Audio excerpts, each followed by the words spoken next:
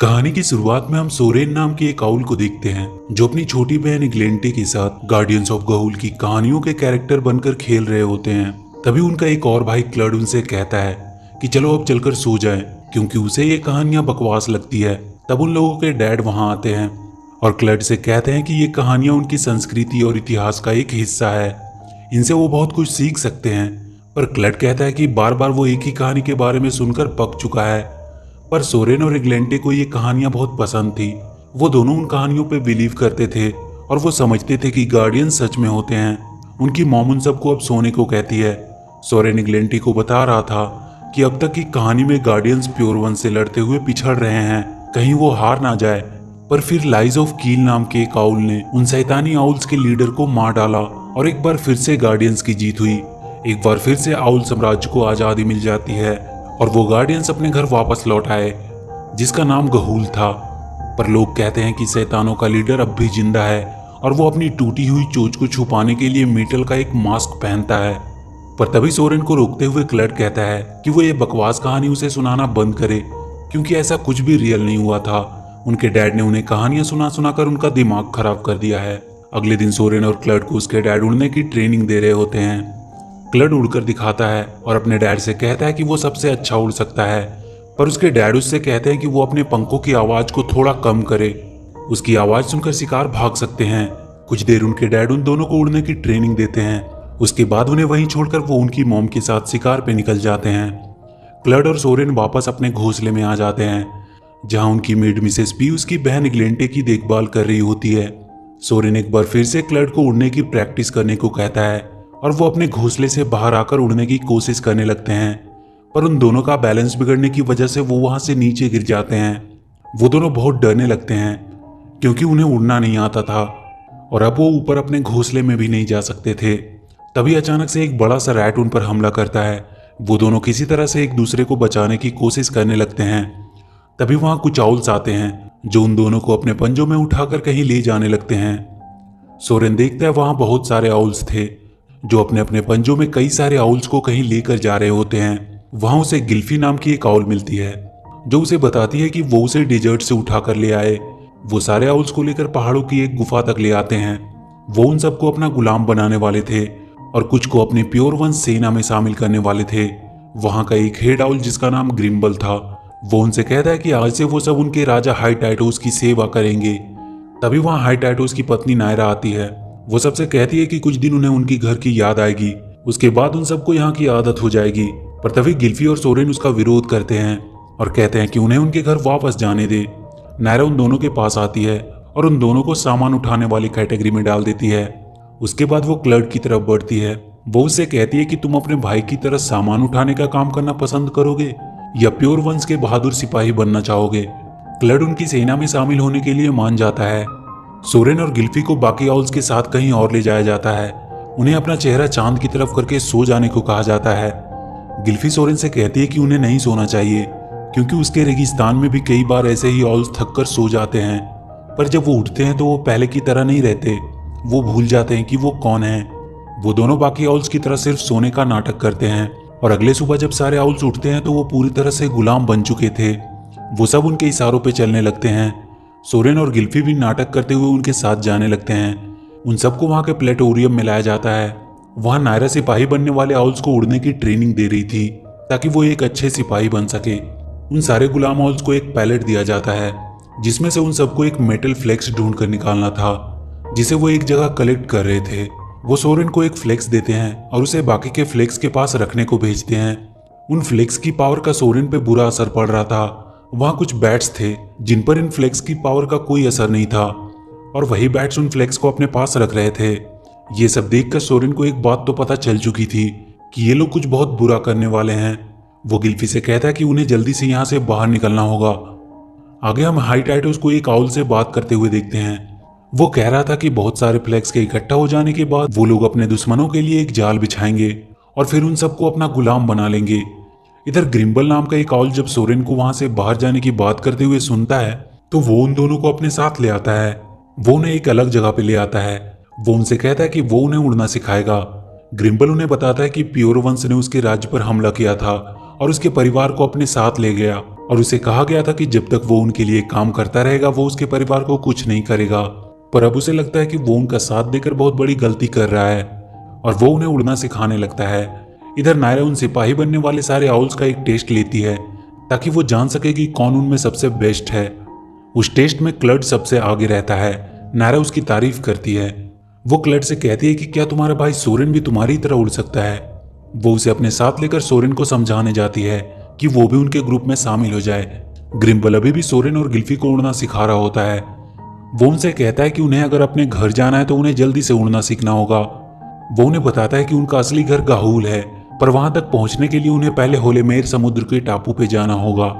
वहां एक पुराना जंगल में गाहूल ट्री है जहां सच्चे और ईमानदार आउल्स रहते हैं और उन्हें गार्डियंस कहा जाता है।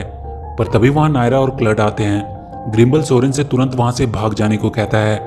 नायरा उसे रोकने के लिए जाती है पर ग्रिम्बल उसे उन तक पहुंचने से रोकता है। सोरेन और गिल्फी पहाड़ के किनारे तक पहुंच जाते हैं पर वो वहां से कूदकर उड़ने से डर रहे थे। ग्रिम्बल तब तक नायरा को रोक के रखे हुए था। वो क्लड से भी सोरेन के साथ भाग जाने को कहता है पर वो उनके साथ जाने से मना कर देता है और तब तक नायरा भी ग्रिम्बल के पंजों से छूट जाती है। सोरेन और गिल्फी वहां से कूदकर उड़ने लगते हैं। नायरा उनका पीछा कर रही होती है। ग्रिम्बल अब भी उसे रोकने की पूरी कोशिश कर रहा होता है पर बहुत जल्द नायरा उसे मार देती है। वो दोनों एक पहाड़ के छोटे से दरार से होकर भाग जाते हैं। सोरेन और गिल्फी अब आजाद हो चुके थे। वो दोनों बहुत खुश थे क्योंकि अब वो उड़ सकते थे। वो दोनों वहां से गाहुल की तरफ निकल जाते हैं। इधर नायरा क्लड से कह रही होती है कि उसके पास आज भागने का अच्छा मौका था पर फिर भी वो उनके साथ नहीं गया। वो जरूर प्योर वंश का एक महान सिपाही बनेगा।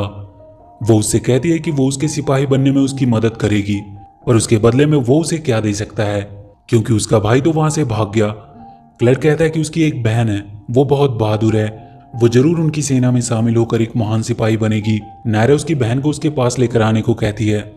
सोरेन और गिल्फी उड़ते उड़ते थक चुके थे। उन्हें रास्ते में डिगर नाम का एक आउल मिलता है। गिल्फी उससे कहती है कि उन्हें आज रात छुपने के लिए एक जगह चाहिए क्योंकि वो लोग गाहुल की तरफ जा रहे हैं। वो उसे अपने घोंसले में ले जाता है। तभी वहां उसका दोस्त ट्विलाइट आता है जिसने खाने के लिए मिसेस पी को पकड़ कर लाया होता है। वहां मिसेस पी सोरेन से मिलकर बहुत खुश होती है। वो कहती है कि उसने उन दोनों को हर जगह ढूंढा। सोरेन ट्विलाइट को बताता है कि ये उसकी मेड मिसेस पी है और इसे वो लोग खा नहीं सकते। वो उसे बताता है कि वो लोग गार्डियंस की खोज में जा रहे हैं ताकि वो उन्हें प्योर वंश के प्लान के बारे में बता सके कि कैसे वो लोग उन सबको गुलाम बनाने वाले हैं। ट्विलाइट और डिगर भी उन सबके साथ जाते हैं। मिसेस पी भी उनके साथ ही होती है। क्लड अपनी बहन ग्लिंटे को भी लेकर हाई टाइटोस के पास आ जाता है। वो बहुत डर रही थी उसे देखकर। सोरेन और उसके लोग हेलोमीर समुद्र के पास तक पहुंच चुके थे। वहां उन्हें इकिडना नाम का एक पॉर्क्यूपाइन मिलता है जो उनसे कहता है कि उसे पहले से ही पता था उनके बारे में कि वो लोग आने वाले हैं।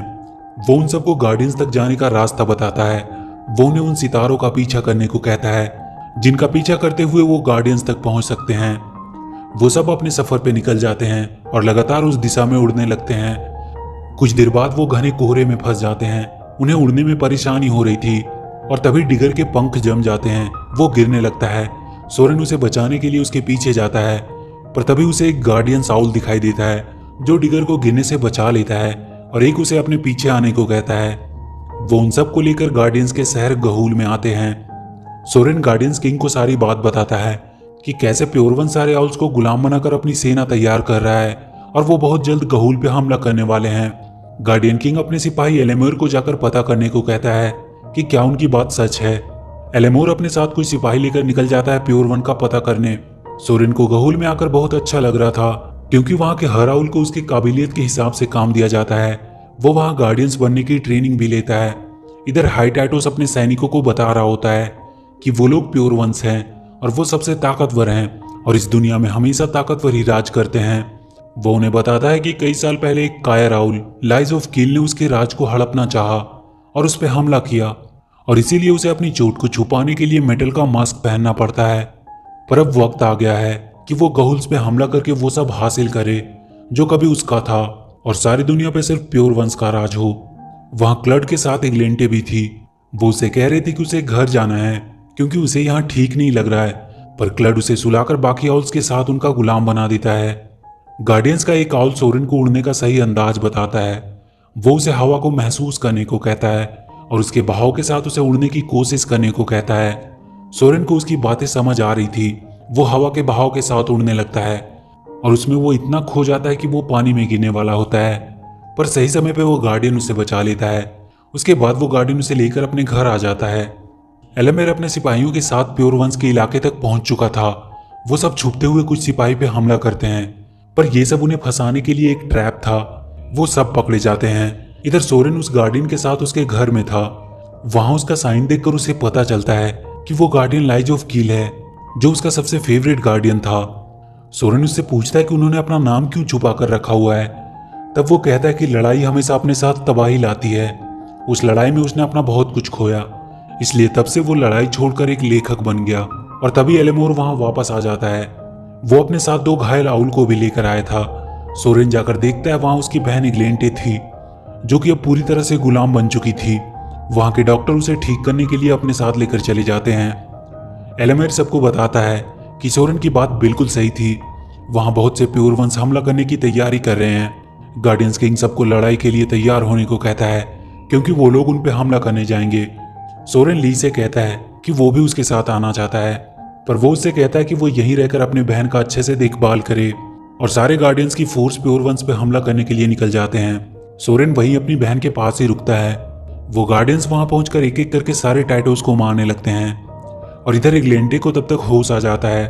वो सोरेन से कहती है कि क्लड ने ही उसे वहां गुलाम बनाया था और उसी ने उसे एलेमेर को यहाँ लाने के लिए दिया था।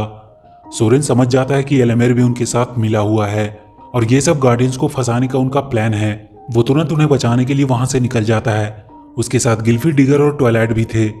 इधर सारे गार्डियन को वो उस मेटल फ्लेक्स की मदद से कैद कर लेते हैं, क्योंकि वो सारे फ्लेक्स की पावर को झेल नहीं पा रहे थे। नायरा वहां के सारे बैट्स को उन्हें मारने के लिए भेजती है, क्योंकि उन बैट्स पे उस फ्लेक्स का कोई असर नहीं होता था। और उसके बाद हाई टाइटोस धोखे से एलेमेर को भी मार देता है। सोरेन भी अब तक वहां पहुंच गया था, पर वो चाहकर भी कुछ नहीं कर सकता था। तभी उसे पास के जंगल में लगी हुई आग दिखाई देती है और उसे एक आइडिया आता है। वो वहां के लैंप को अपने पंजों में ले लेता है और वहां जल रही आग में कूद जाता है और उस लैंप को आग के बीच में से जलाकर बाहर आता है और उस जलते हुए लैंप को उस मेटल फ्लेक्स में डाल देता है, जिसकी वजह से वो बंद हो जाता है और सारे गार्डियंस आजाद हो जाते हैं। वो सब मिलकर प्योर वंश से लड़ने लगते हैं। वो सारे गार्डियंस उन पर भारी पड़ रहे थे। तभी सोरेन दिखता है कि क्लड भी लड़ने आ रहा है। वो उसे रोकने जाता है, पर क्लड उस पर हमला कर देता है और उसे जंगल की आग की तरफ फेंक देता है। सोरेन उसे समझाने की कोशिश कर रहा था कि वो गलत लोगों का साथ दे रहा है, पर क्लड उसे कहता है कि वो उसकी तरह कमजोरों की जिंदगी नहीं जी सकता। वो सोरेन पे हमला करके उसे आग में गिराने की कोशिश करने लगता है, पर इसमें वो खुद अपने हाथों से ही आग में गिरकर मारा जाता है। सोरेन अपनी तरफ से आखिरी वक्त तक उसे बचाने की कोशिश करता है, पर वो उसे बचा नहीं पाता है। इधर लीज ऑफ कील सीधा हाई टाइटोस के पास पहुंचता है और उससे लड़ने लगता है। लीज उसे एक बार फिर से हरा देता है, पर टाइटोस को बचाने नायरा भी आ जाती है और वो दोनों मिलकर लाइज पे भारी पड़ रहे थे। टाइटोस उसे मारने ही वाला होता है कि सोरेन अपने साथ एक जलती हुई लकड़ी लेकर आता है और उसे बचा लेता है। टाइटोस सोरेन को मारने के लिए उसकी ओर झपटता है, पर उस जलती हुई लकड़ी की मदद से सोरेन उसे मार देता है।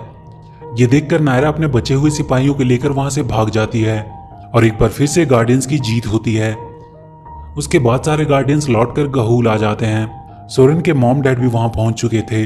उन्हें सोरेन की बहादुरी पे बहुत नाज था। सोरेन को भी एक गार्डियन बना दिया जाता है, पर अंत में सोरेन कहता है कि लड़ाई खत्म होने के बाद नायरा भाग गई और उसके भाई क्लड का भी कुछ पता नहीं चला। और इसी के साथ ये मूवी यहीं खत्म हो जाती है। तो वीडियो